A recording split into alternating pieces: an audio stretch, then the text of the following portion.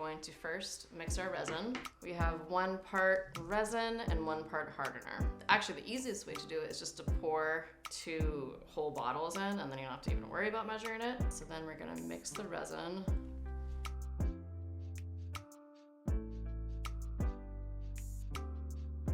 These are silicone molds, which we're gonna fill now with some decorations.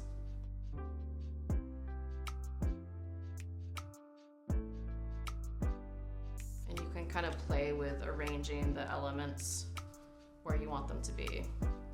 Okay, so we're gonna pour some of our mixture into our molds. So what I'm gonna do next is I'm gonna mix some pigment into the resin to create kind of really cool galaxy swirl effect. I have some dark blue pigment and some turquoise pigment. We're going to mix a little bit of that into our resin cups.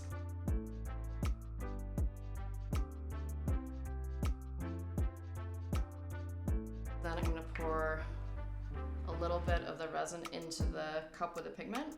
And then with our spoon, I'm gonna mix the pigment and the resin together.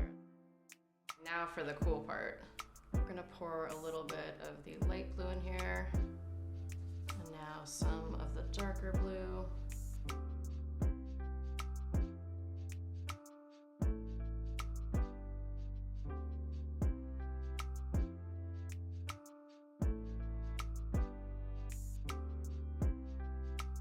The last step is letting these sit for 24 to 48 hours. You want to put them on a table or a ledge or somewhere that's completely level.